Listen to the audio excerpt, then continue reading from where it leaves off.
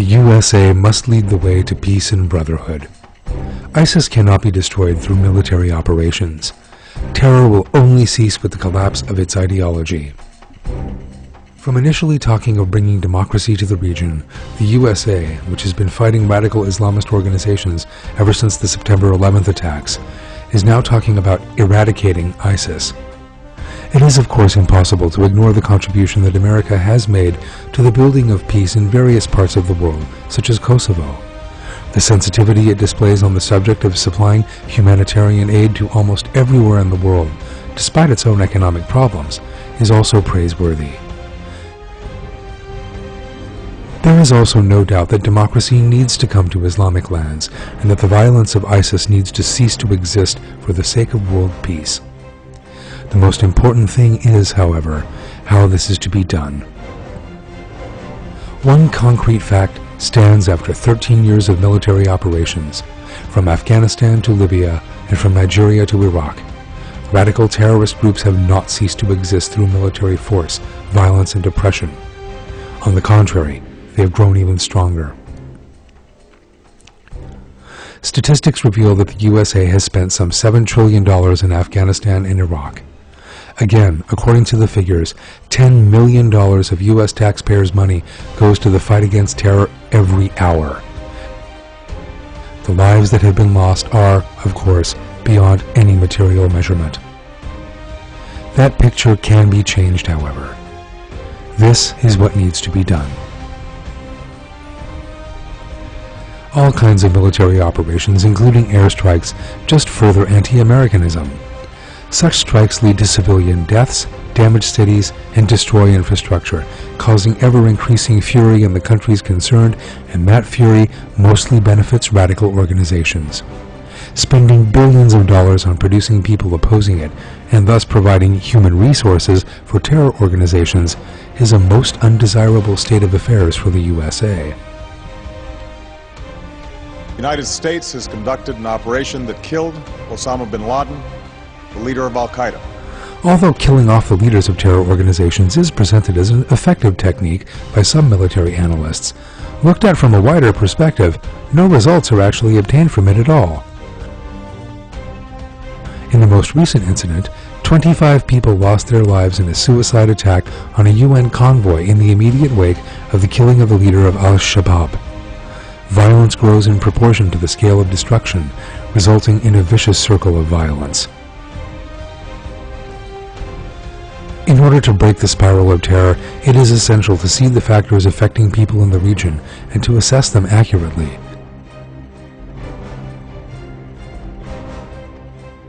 The most influential of these factors is, without doubt, Islam. President Obama's emphasizing that ISIS is not representative of Islam is a most valuable and important step. However, the ideology that ISIS does represent needs to be accurately identified. Indeed, ISIS does not represent Islam and Muslims, but unfortunately, many of the values it espouses are based on interpretations found in basic Islamic works.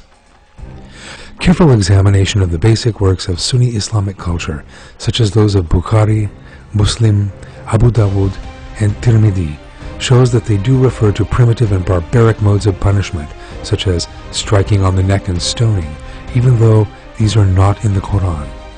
First and foremost, these remarks must be removed from Islamic sources, and there must be a return to the essence of the faith, to the Quran in other words. The whole Islamic world must be told, in detail, that there is no violence in the Quran and that such interpretations are incompatible with the Quran. If we want a spirit based on love, compassion, understanding, and affection to prevail across the Islamic world, the way to bring this about is a return to the moral values of the Quran, which have been ignored for centuries. Through such concepts as, you have your faith and I have my faith, and there is no compulsion in the faith, Islam laid the foundations of secularism and democracy 14 centuries ago. Once people live by the Quran, nobody can be accused of heresy for belonging to a different sect. Nobody will be killed for being a Christian or a Jew. No criminals will be crucified, and nobody will be enslaved because of a different ethnic origin.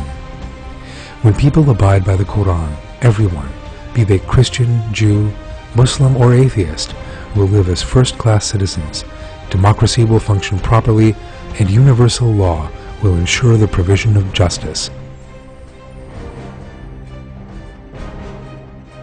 Therefore, what needs to be done is to expose, with evidence from the Quran, the invalidity of the information that ISIS and other radical terror groups use as supposed evidence and that appears in various Islamic sources.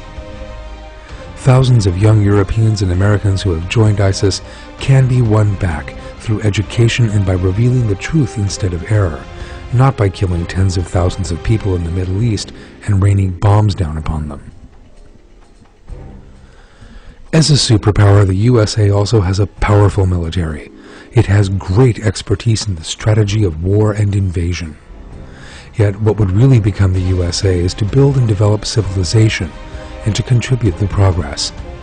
The way to do that is through educational and cultural activities. Correct education with accurate ideas needs to be implemented. Teaching the true Islam based on the Quran rather than the classic orthodox conception of Islam can make people who currently favor violence espouse peace, love, and brotherhood instead.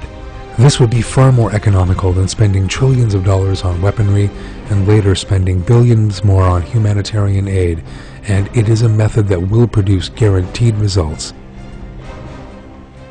Some circles in the USA are wary of supporting the teaching of the Islam of the Quran. One of the reasons for that caution is the false idea that it is wrong for America to teach Muslims about Islam.